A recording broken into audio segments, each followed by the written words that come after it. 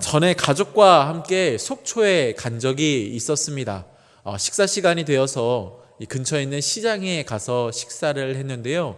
그곳에서 재밌는 이름의 한 음식을 보게 되었습니다. 아바이 순대라는 것이었습니다. 왜 아바이 순대일까 물어봤더니 그 지역에 사는 사람들 이야기하기를 아바이 마을이라는 곳에서 이 순대가 시작되었다라는 거고요. 또 이 아바이 마을이 시장과 가까이 있다라는 이야기를 듣게 되었습니다. 그래서 식사를 마치고 이 아바이 마을에 가서 그 여력에 대해서 한번 살펴보게 되었습니다. 아바이 마을의 원래 이름은 청호동인데요. 일사후퇴 때 그 중공군을 피하여서 많은 사람들이 남쪽으로 내려왔지요. 그들 중에 일군의 한 사람들이 이곳 이 속초에 지금 아바이 마을이라 불리는 곳에 내려오게 됩니다. 그런데 그들은 곧 이제 전쟁이 끝나고 다시 고향으로 돌아갈 것이다 라고 생각을 해서 땅 위에 짓는 것이 아니라 모래사장 위에 임시 거처를 마련하고 전쟁이 끝나기만을 기다렸다고 합니다. 그러나 전쟁이 끝난 뒤에도 이 고향으로 돌아가는 그 길은 열리지 않게 되었고요. 결국 사람들은 그곳에 정착하게 되었습니다. 특별히 이곳에 정착한 사람들이 많은 수가 함경도 사람들이었고 또 그들 가운데 연세가 높으신 분들이 많았기 때문에 그 함경도 사투리로 아바이 마을이라고 부르게 되었다라는 것이죠. 지금 아바이 마을은 드라마 촬영지 또 갯벌 타기 체험장으로 굉장히 유명한 관광지가 되었습니다. 집집마다 벽화가 그려져 있고 또 거리에는 여러 식당들이 즐비해 있는 것을 우리가 보게 되지요. 그러나 여전히 그곳은 유일한 실향민 집단 정착촌으로서 이 전쟁의 상흔이 동해바다의 그 깊은 또 짙푸른 색과 같이 그 마을 전체에 있음을 볼 수 있었습니다. 아마 지금도 그 눈 내리는 흥남부두를 기억하는 사람들이 있는 한 이 깊은 이 짙은 그리움은 사라지지 않을 것이다 라고 생각해 보았습니다. 그리고 오늘 전쟁을 피해 고향을 떠나는 또 한 무리의 사람들을 우리는 보고 있습니다.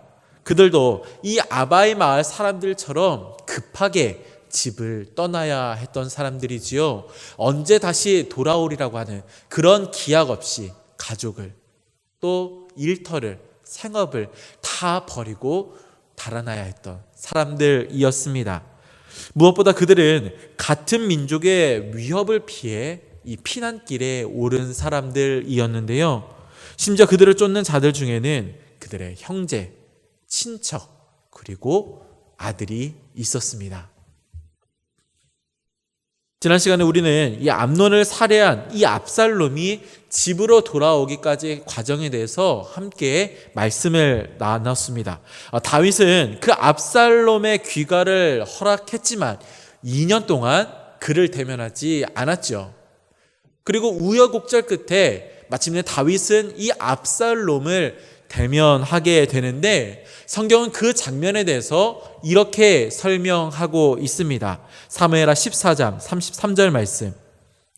요압이 왕께 나아가서 그에게 아뢰매 왕이 압살롬을 부르니 그가 왕께 나아가 그 앞에서 얼굴을 땅에 대어 그에게 절하매 왕이 압살롬과 입을 맞추니라. 아멘. 다윗은 이번에도 압살롬을 책망하지 않았습니다. 책망하지 않을 뿐더러 이런 방구 어떠한 말도 하지 않았지요. 입맞춤은 사죄를 뜻하는 형식적인 어떤 제스처일 뿐이었지 그들의 관계에 어떤 것을 나타내지는 못했습니다.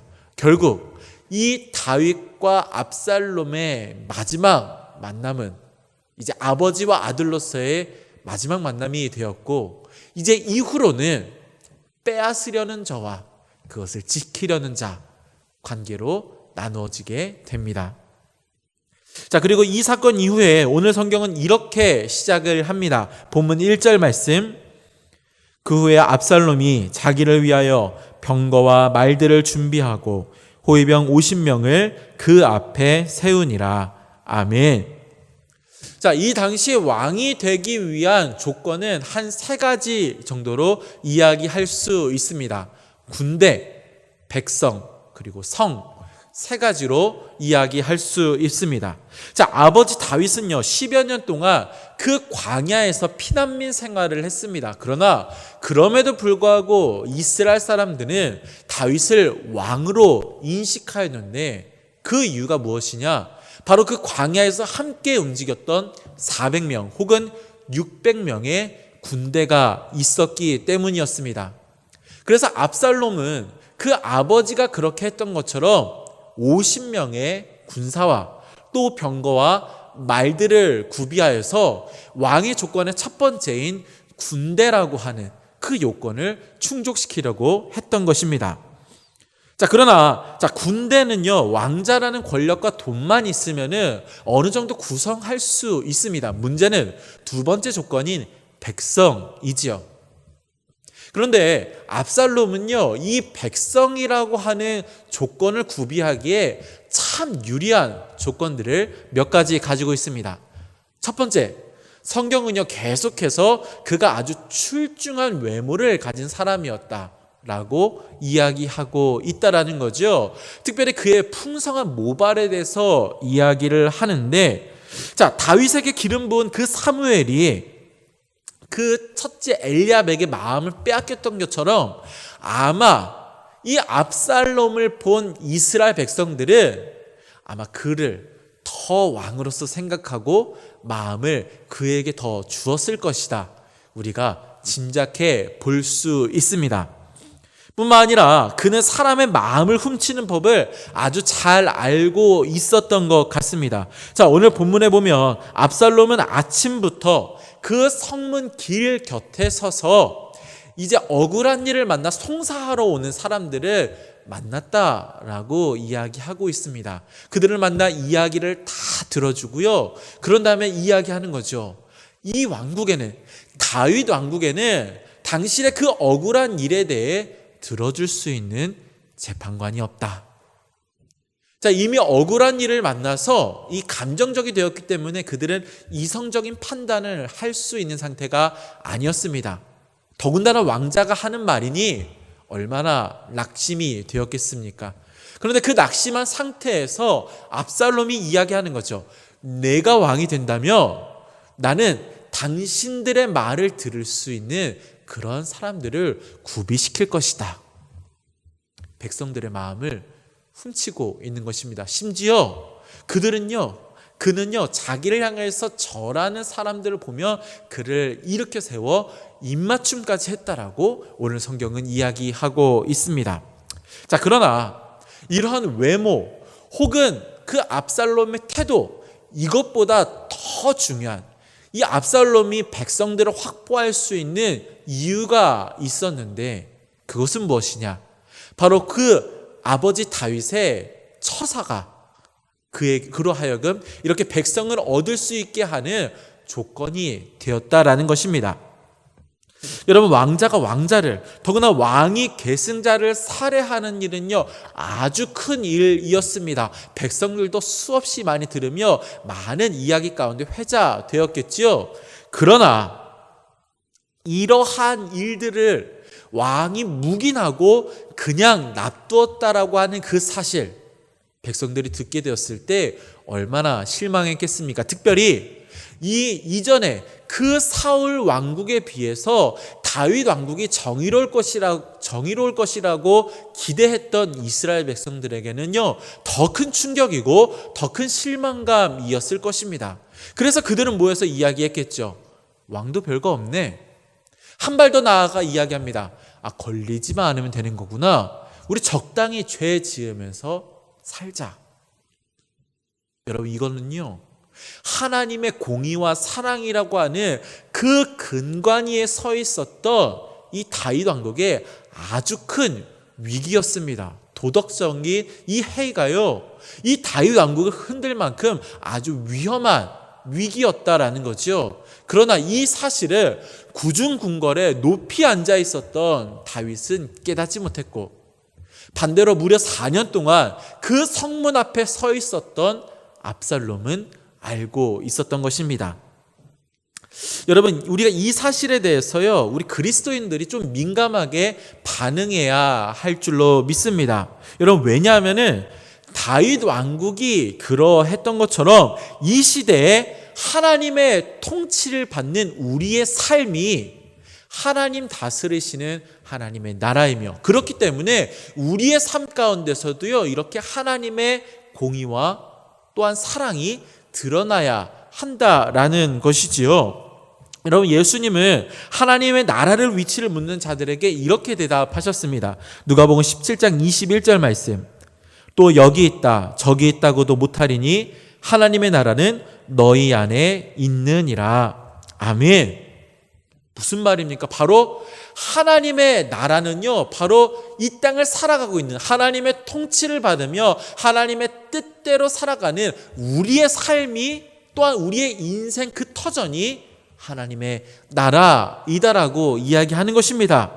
여러분, 그러기 때문에 세상은요, 그리스도인들의 부정에 대해서 분노하고 또 교회의 불의에 대해서 민감하게 반응한다라는 것입니다. 왜냐하면 하나님의 나라는 지금 하나님의 통치를 받고 있는 우리의 삶이기 때문에, 그래서 우리의 삶에서는 하나님의 그 분명한 기준이 드러나야 한다라는 것을 그들이 알고 있기 때문입니다. 여러분, 그러므로 이 교회를 향한, 또 그리스도인들을 향한 그 세상의 책망 앞에서 왜 우리에게만 더 이렇게 민감하고 엄중한 잣대를 재려고 하느냐, 이렇게 불평할 것이 아니라 오히려 착한 행실로 하나님의 영광을 드러내지 못하는 이 현실에 대해서 아파하며 그 현실 가운데 몸부림쳐야 하는 줄로 믿습니다. 하나님의 통치를 받는 우리의 삶의 기준은요, 오직 하나님의 공의와 사랑입니다. 여러분들의 삶, 또한 여러분들의 삶의 결정들은 무엇을 기준으로 삼아 살아가고 결정을 내리고 계십니까? 여러분의 생각이나 감정, 혹은 인간적인 그런 정치적인 관계, 이런 것들이 아니라 하나님 말씀 근거하여서 그 하나님의 공의와 사랑 기준 삼아서 살아가고 또한 결정을 내리는 저와 여러분 모두가 될 수 있기를 주님의 이름으로 간절히 소망합니다. 두 번째 말씀 함께 나누겠습니다.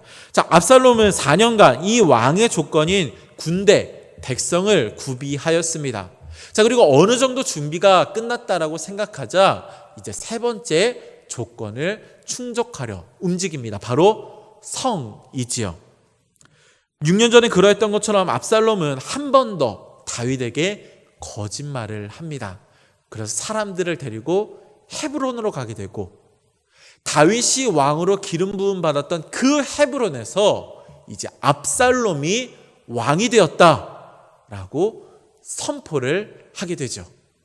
놀라운 일은 압살롬이 이렇게 선포하자마자 그 4년 동안 이 미리 준비해 놓았던 그 민심이요, 순식간에 압살롬을 향하게 되었다라는 것. 자, 그러자 그는 이제 성을 얻기 위해서 예루살렘을 향하여 진군하기 시작합니다. 여러분, 뼈아픈 것은 오랜 시간 그 다윗의 모사 역할을 했던 아히도벨이라고 하는 사람이 다윗을 배신했다라는 것인데요. 그는 햇사람 우리아의 아내였던 밧세바의 할아버지였다라고 이야기를 합니다. 그러니까 세상 사람들은 그 부정에 대해서 잘 알지 못했지만 가족들은 알고 있었고 분노하고 있었으며, 이제 기회가 되자 곧바로 칼을 들고 이 다윗을 향하여 배신하게 되었다라는 것이죠. 자, 이 일이 긴박하게 돌아가자 다윗은 곧 피신을 결정합니다. 신하들과 가족들을 재촉하기 시작하죠. 여러분, 얼마나 급했던지요, 비상식량도 챙기지 못하고 그 집을 나서야 하는 다윗의 형편이었습니다. 청년 때 그 한 몸 챙기기 급급하여서 그 사울을 피하여 도망갔던 그 청년의 모습처럼 오늘 다윗의 피난 가는 모습은요, 너무나 초라하고 비참한 모습이었다라는 거죠. 그 모습을 바라보면서 누구라도 다윗 왕국이 이미 끝이 났다고, 더 이상 그에게 기대할 것이 없다라고 생각했을 것입니다. 그런데 여러분, 놀라운 것은 이러한 중에도 자원하여 다윗을 따라온 사람들이 있었다라는 것입니다. 그들 중에 한 사람은 이 블레셋 가드 출신의 이방인이었던 이때라고 하는 사람인데요. 학자들은 우리아의 그 해족속 군대와 같이 블레셋 가드 출신으로 구성된 군대가 있었을 것이라고 추정을 합니다. 그리고 그 부대의 지휘관이 바로 그 가드 출신이었던 이때였을 것이다 라고 이야기하는 거죠. 여러분, 그렇게 생각했을 때요, 이때는 도무지 다윗을 쫓아갈 수 없는 사람입니다. 왜냐하면 그의 고향인 블레셋 가드는 바로 다윗의 손에 의해서 점령당했기 때문이지요. 오히려 좋은 기회라 생각하여서 그를 따르는 그 600명의 군대와 함께 다윗을 공격할 수 있었다라는 것입니다. 그러나 이때와 그의 군대는요, 오히려 자원하여 다윗을 따라가기로 결정합니다. 마치 광야에서 다윗을 따랐던 그 600명의 사람들과 같이 오늘 다윗과 함께 그 죽음을 불사하고 그 고난의 길 함께 걷기로 결정했다라는 것이지요. 여러분, 무엇이 그들로 하여금 이렇게 무모한 결정을 하게 했을까요? 바로 이때의 말을 보면 우리는 그 이유를 찾아볼 수 있을 겁니다. 오늘 본문 21절 말씀. 이때가 왕께 대답하여 이르되 여호와의 살아계심과 내 주 왕의 살아계심으로 맹세하옵나니 진실로 내 주 왕께서 어느 곳에 계시든지 사나 죽으나 종도 그곳에 있겠나이다 하니. 아멘. 이때의 말 속에는 하나님에 대한 신앙과 또 하나님께 세우신 그 왕에 대한 믿음이 여실히 드러나고 있음을 우리는 볼 수 있습니다. 아마 그들은 여호와 신앙으로 개종한 사람들이었을 것이고요. 그래서 어떤 학자는 이들이 언약궤 근처에 늘 거주하면서 제의를 돕는 그런 예배를 위해서 예배를 돕는 군대였을 것이다 라고까지 생각을 합니다. 이러한 자들이 있었기 때문에 여호와에 대한 그 신앙을 바탕으로 다윗을 죽기 살기로 쫓기를 결정했다라는 것이죠. 뿐만 아니라 제사장 사독과 아비아달 또 레위인들은요, 이 언약궤를 메어다가 다윗을 쫓아가기로 생각을 합니다. 그러나 다윗이 거절하지요. 그들을 거절한 것이 아니라 언약궤가 함께 가는 것을 거절한 겁니다. 왜냐하면은 언약궤는 내가 메고 내 필요에 따라 끌고 가는 것이 아니라 그 언약궤 앞에 허락하시면 나아가고 거절하시면 돌아오지 못하는, 이것이 옳다라고 생각했던 것이죠. 그 혼란하고 그 어려운 상황 가운데서도 그는 신앙의 기준, 특별히 언약궤에 대한 기준이 흔들리지 않았음을 우리가 발견할 수 있는 대목이고요. 이 대목을 통하여서 지금 당장은 어려워 보일지라도 다윗의 형편 가운데 역전이 있을 것이다, 우리는 기대해 볼 수 있는 줄로 믿습니다. 자, 오늘 말씀, 특별히 다윗의 피난길을 보면서 우리 삶에 적용해야 할 점은 두 가지입니다. 자, 스크린을 보고 함께 읽겠습니다. 첫 번째, 시작. 하나님의 통치를 받는 우리의 기준은 하나님의 공의와 사랑이다. 두 번째, 시작. 모든 상황에서 예수님과 함께 동행하는 삶을 살라. 아멘.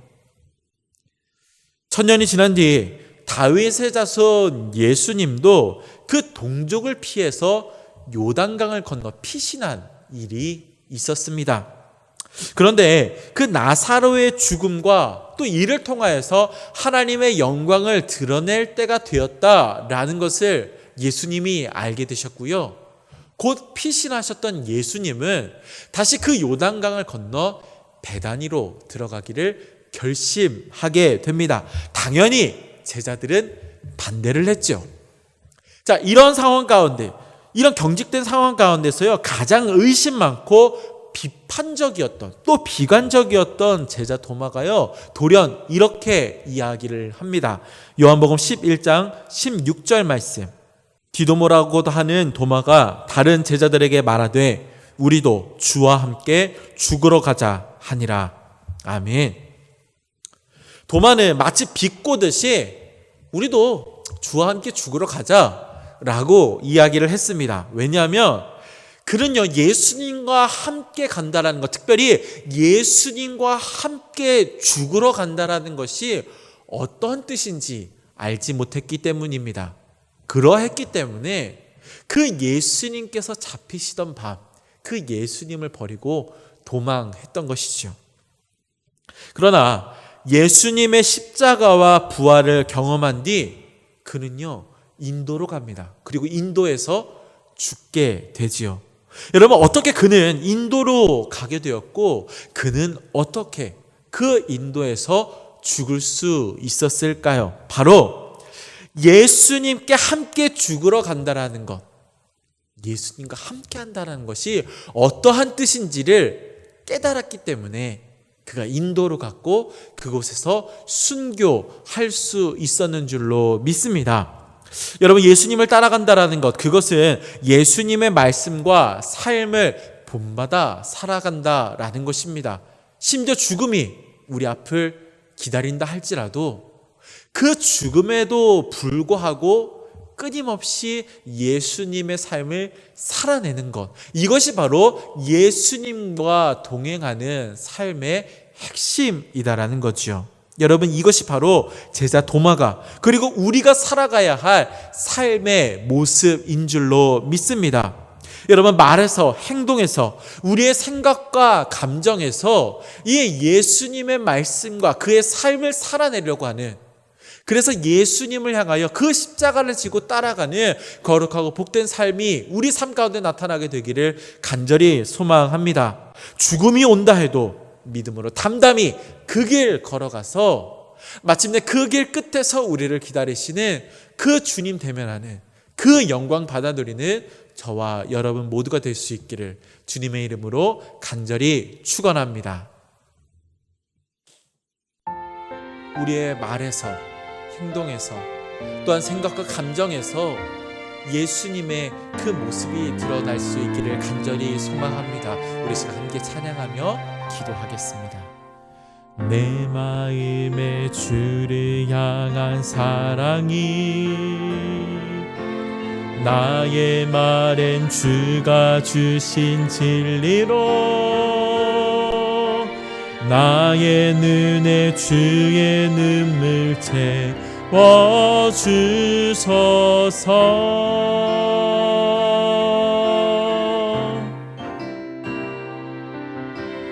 내 입술에 찬양의 향기가 두 손에는 주를 닮은 섬김이 나의 삶에 주의 흔적 남게 하소서.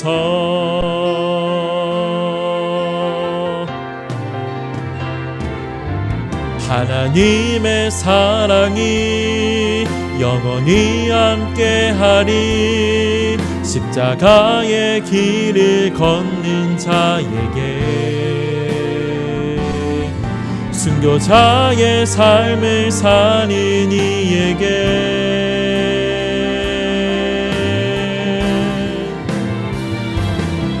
조롱하는 소리와 세상 유혹 속에도 주의 순결한 신부가 되리라. 내 생명 주님께 드리리. 하나님의 사랑이 영원히, 하나님의 사랑이 영원히 함께하리. 십자가의 길을 걷는 자에게, 순교자의 삶을 사는 이에게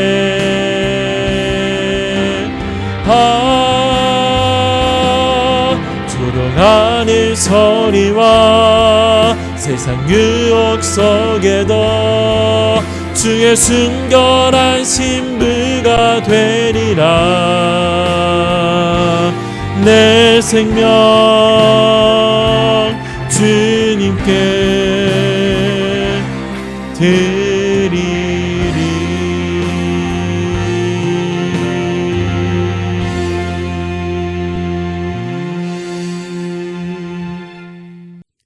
기도하겠습니다.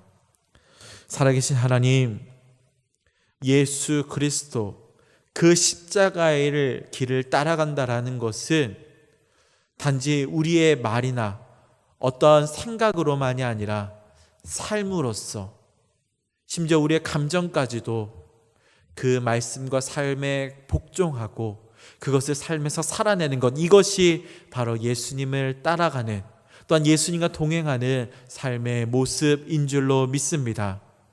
서로 해를 입고 죽음이 우리를 기다린다 할지라도 예수 그리스도의 삶을 살아내는 이 거룩하고 복된 길을 포기하지 않을 수 있도록 주님 도와 주시옵소서. 그래서 마침내 이 길 끝에서 우리를 기다리실 그 예수 그리스도를 대면할 때 부끄러움으로 서는 것이 아니라 감사와 감격으로, 또한 기쁨과 만족으로 살 수 있는 우리 모두의 삶이 될 수 있도록 주님 도와 주시옵소서. 우리 삶 가운데 놀라운 일 행하실 주님만 의지하오며 우리 구주 예수 그리스도의 이름으로 기도합니다. 아멘.